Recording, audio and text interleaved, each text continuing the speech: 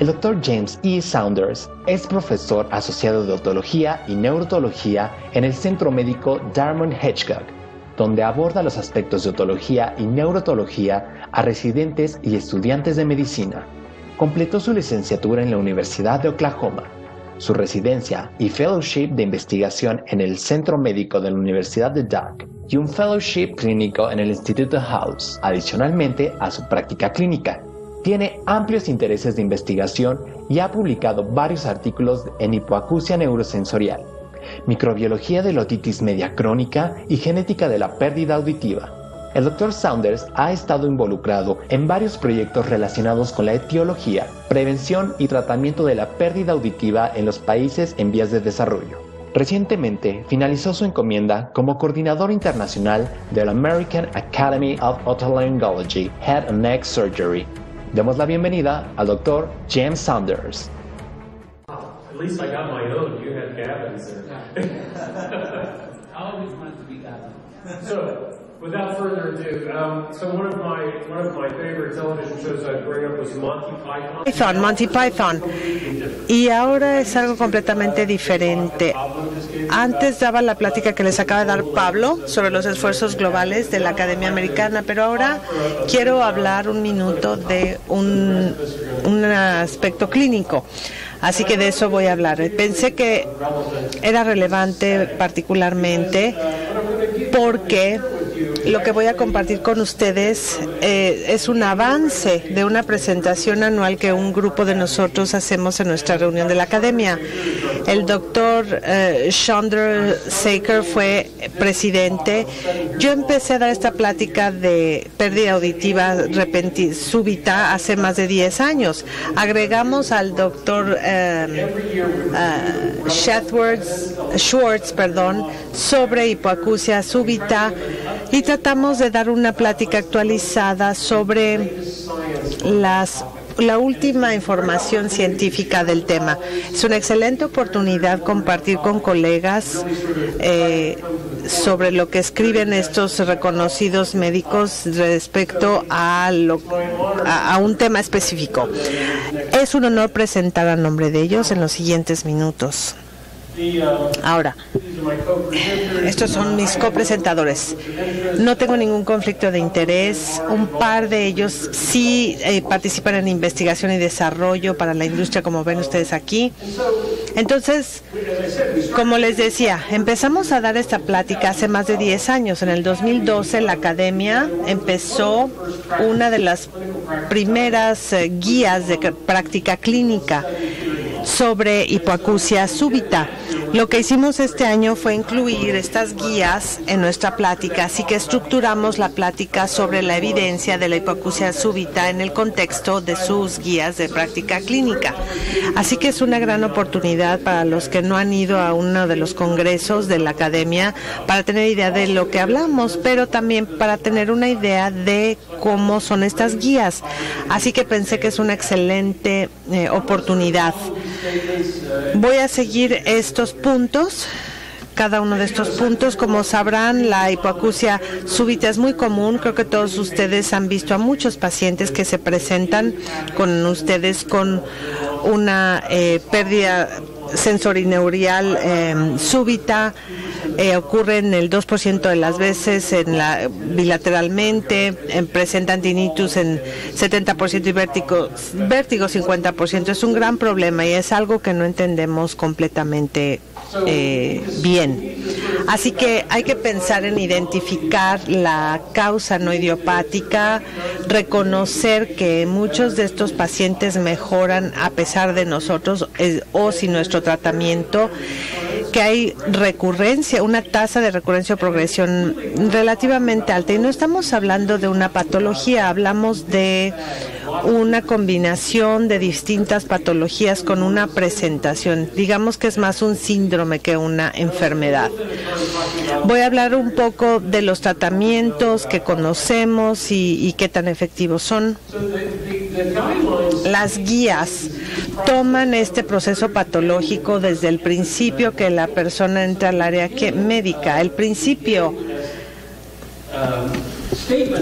o las declaraciones iniciales de las guías se dirigen o se refieren a los médicos generales.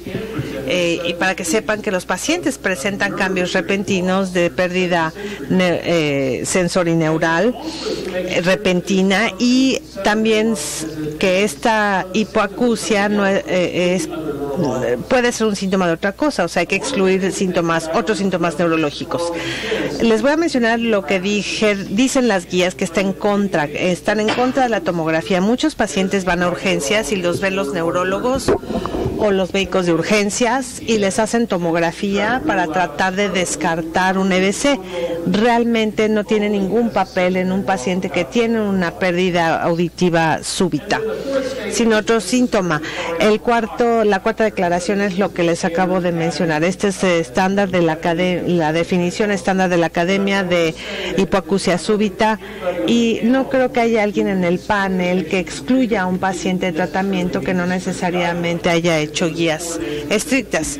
Si fuera 4 días en lugar de 3, o que no fueran contiguas, pero necesitamos algo que diga a esto nos referimos para propósitos de las guías. Una de las cosas que hay que saber es que hay una gran lista de causas posibles de hipoacusia súbita. Esta es una lista parcial de todas estas cosas. Esto lo que requiere de nosotros es que tomemos una buena historia clínica, pensar en todas estas cosas, preguntar sobre traumatismo, infecciones, fármacos ototóxicos, algo que no siempre pensamos es de los inhibidores PDE5, Viagra, Cialis, estos medicamentos. Y hay una relación clara entre estos medicamentos que aumentan el riesgo de hipoacusia súbita. Ha habido varios reportes de estos pacientes con hipoacusia súbita mientras tomaban estos medicamentos, y les voy a mostrar por qué en un momento más. Otra cosa que no recomendamos es hacer estudios de laboratorio rutinarios. Aquí el punto es que las pruebas de laboratorio deben ser de acuerdo al antecedente clínico, es decir, si sospechamos infección o una enfermedad reumatológica, es correcto sacar factores reumatológicos para evaluar cosas específicas. Donde yo trabajo hay una tasa endémica de enfermedad de Lyme, y la enfermedad de Lyme puede ocasionar hipoacusia súbita, pero creo que es algo que no ven ustedes mucho en México. Pero de acuerdo a estas pruebas son adecuadas entonces, pero la idea de hacer de rutina pruebas de laboratorio para todos realmente no vale la pena. Después, y así es como yo empecé, aquí hay que evaluar la patología retrococlear. Nosotros reconocemos que entre 2 y 5% de los pacientes que presentan hipoacusia súbita tienen un neuroma acústico, y se incluyen otras causas posibles de hipoacusia súbita evidentes en resonancia como isquemia o esclerosis múltiple. La tasa diagnóstica aumenta a 10%.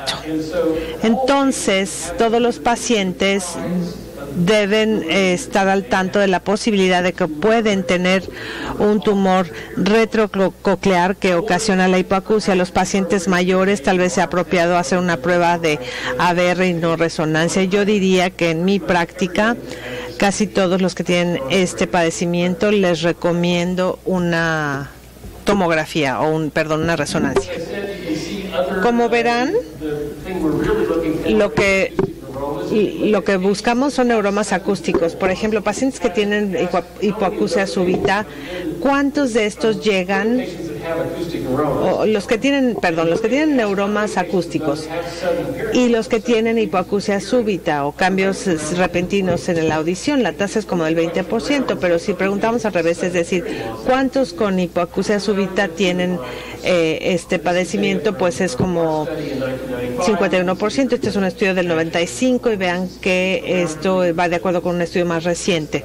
Ese es el riesgo que les menciono a los pacientes. Y como les digo, hay otros hallazgos en la resonancia, esclerosis múltiple, eventos isquémicos agudos que también pueden darnos el diagnóstico para ayudar a asesorar al paciente.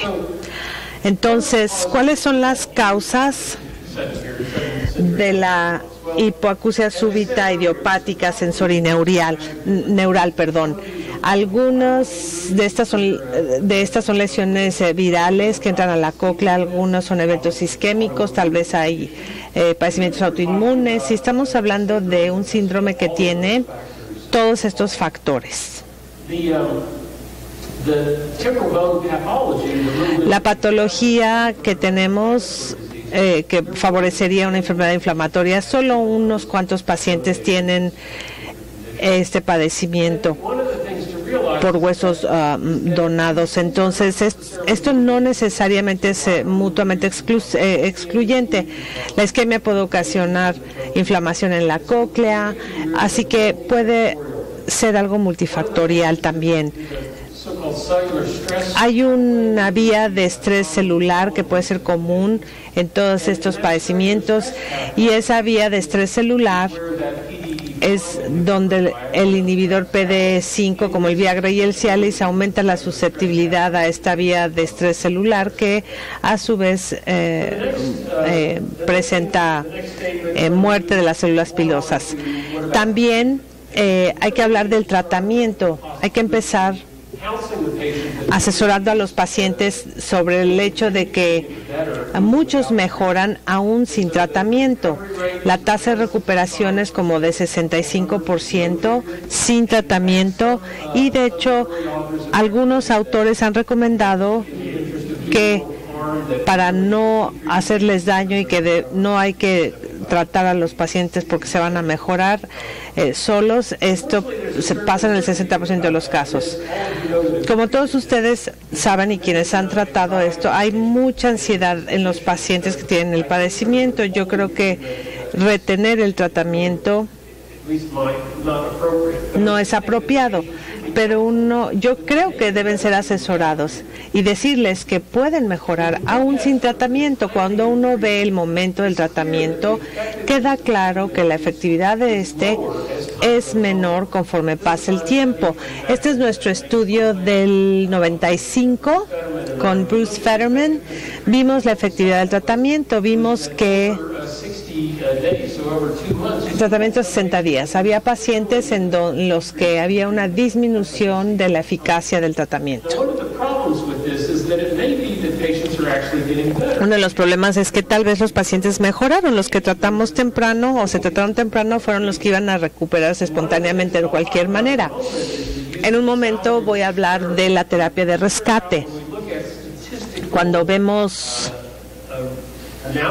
análisis estadísticos de terapia de rescate, es decir, cuando intentamos un tratamiento y evaluamos si un segundo es más efectivo. De hecho, es más fácil mostrar la relevancia estadística. La razón es que menos de esos pacientes van a mejorar solos. Estamos, digamos, sacando a esos respondedores tempranos, o los que van a responder espontáneamente. Hay una gran variedad de tratamientos, como les dije, se han propuesto muchas cosas, pero acuérdense, hay que centrarse principalmente en los esteroides en esta plática. Creo que también es importante entender que importa cómo medimos el efecto de un tratamiento. Importa si hablamos de recuperación absoluta de la audición o solo mejoría de la audición. Si una persona tiene una hipoacusia de 50 decibeles y le dan y lo tratan y tiene una pérdida o una mejoría de 90, la mejoría sería de 50, pero yo diría que la vida de esa persona es aún mejor que antes del tratamiento. El problema es que uno no sabe cuál es la meta, o sea, cuál era la condición previa. Así que muchos pacientes han usado esa escala de mejoría relativa para medir la efectividad. Yo no creo que clínicamente sea relevante. Otra cosa respecto a los esteroides, se pueden ofrecer esteroides iniciales, ya sea orales o intratimpánicos. Y creo que hay buena evidencia que respalda esto. Este artículo identifica lo que llaman la zona efectiva de los esteroides, es decir, pacientes que han tenido una hipoacusia de moderada a severa. Los primeros reportes han encontrado que es difícil recuperar a un paciente con una hipoacusia profunda y los que la tienen leve mejoran solos. Esto identifica que es el paciente ideal que responde a esteroides. Norma Penido hizo un estudio en el 2006 e identifica la mayor respuesta en el grupo de moderada a severa, así que encaja muy bien con el primer trabajo de Wilson.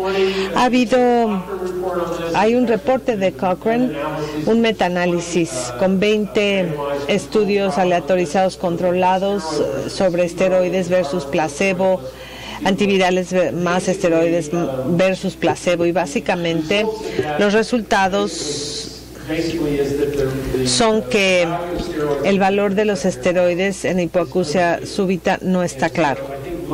Yo creo que la mayoría de nosotros lo hacemos rutinariamente. Definitivamente hemos tenido pacientes que han respondido. Cuando hablamos de riesgo versus beneficio y lo apropiado de los esteroides, vale la oportunidad, pero los datos para respaldar esto no son tan claros como nos gustaría.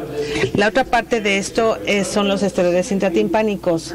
Voy a limitar mis comentarios sobre estos esteroides intratimpánicos porque de hecho voy a dar una sesión el lunes a la 1 de la tarde y hablaré específicamente de los tratamientos farmacológicos nuevos y sobre esteroides intratimpánicos o fármacos intratimpánicos. Y sí debo decirles que la mayoría reconocemos el artículo de Parnes sobre niveles intracocleares de esteroides, niveles altos intracocleares. Se puede mejorar el paso del esteroide al oído medio. Este es un estudio de Shonda Shaker que muestra que al agregar histamina y ácido hialurónico aumenta la transferencia del esteroide. Y al mismo tiempo hicimos un estudio años después sobre ácido hialurónico con tasas más altas de dexametasona intracoclear si lo comparamos con ácido hialurónico, y esto se ha llevado a utilidad clínica. No está disponible todavía, pero se está desarrollando clínicamente, y de esto voy a hablar también el lunes. Los esteroides intratimpánicos, hay suficiente evidencia y estudios que indican que sí funcionan definitivamente. La mayoría de nosotros estamos familiarizados con un estudio de Rausch y colaboradores que compara esteroides orales iniciales versus esteroides intratimpánicos iniciales, y vieron que los dos son equivalentes en cuanto a eficacia. Yo creo que es apropiado para las guías. Las guías concluyeron que definitivamente se puede ofrecer esteroides como tratamiento inicial y cualquiera de los dos intratimpánicos u orales. Hay quienes dicen que hay que administrar los dos, y yo creo que es apropiado definitivamente para hipoacusia profunda. Hay un estudio de Battaglia y Cueva que respaldan la idea de tratar a todos los pacientes que tienen el intratimpánico y el oral, o sea, darle a la cóclea por ambos lados, sistémicamente y tópicamente.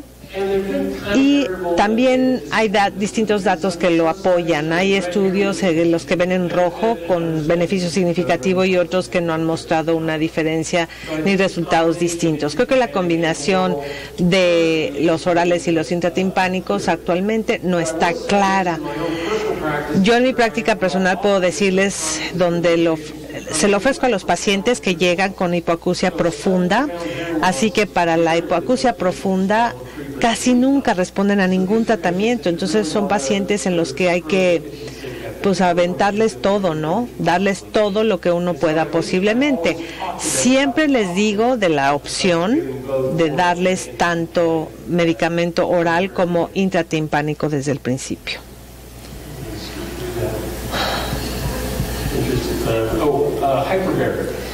Perdón.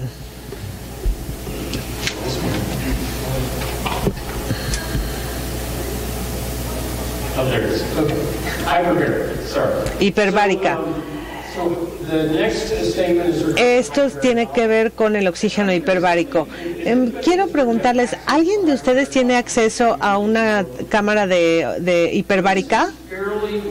Esto se usa ampliamente en Europa. Muchos de estos estudios vienen de Europa y son estudios controlados, aleatorizados, bien hechos. Estadísticamente, esta revisión de Cochrane apoya el uso de la cámara hiperbárica para hipoacusia, pero si vemos el efecto clínico, de hecho es mínimo. Entonces la pregunta sigue siendo si los pacientes tienen beneficio clínico para que sea de utilidad.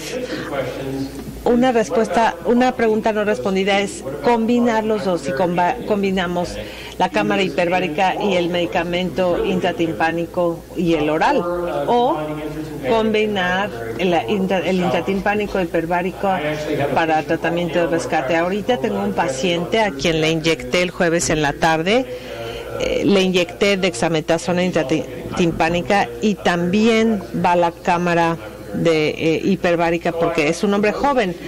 Para los pacientes que fallan a la terapia inicial o tienen hipoacusia profunda, siempre les ofrezco inyecciones intratimpánicas y cámara hiperbárica. La declaración 10.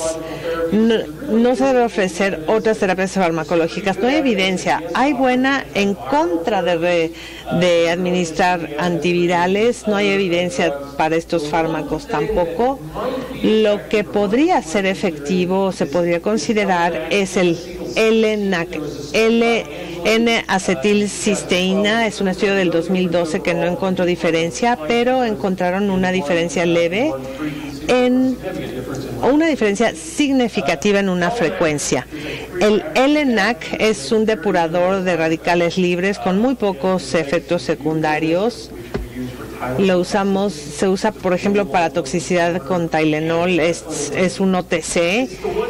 Es algo que podría ser de utilidad. Les voy a hablar de estas terapias emergentes y terapia intratimpánica en mi plática del lunes a la 1 de la tarde. Algo controversial es que aunque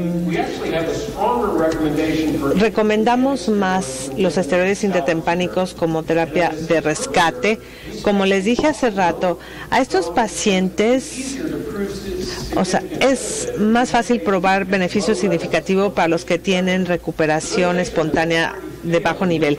Los que ya fallaron al esteroide, si hay respuestas a la intratimpánica, es más fácil mostrarlo estadísticamente. Entonces hay más evidencia que apoya la terapia intratimpánica o la hiperbárica como tratamiento de rescate que como tratamiento inicial. Ha habido muchos metaanálisis y revisiones sistémicas. Quiero que lo vean rápidamente porque ya se me acaba el tiempo. Lo que quiero decir solo es que la evidencia es fuerte para los esteroides intratimpánicos como terapia de rescate. La declaración 12 es evaluar los resultados auditivos a 6 meses. No podemos solo tratarlos y mandarlos a su casa, hay que seguirlos. Yo siempre hago una audiografía, un audiograma una semana después de los esteroides. Les ofrezco inyecciones intratimpánicas si no responden. Hago audiogramas semanalmente, y una de seguimiento a los 3 meses y a los 6 meses. Esa es mi práctica personal. Y lo último es recordar que el tratamiento del paciente va más allá del tratamiento inicial de la hipoacusia inicial. También hay que hablar de rehabilitación, incluyendo aparatos auditivos, que incluye tecnología Cross.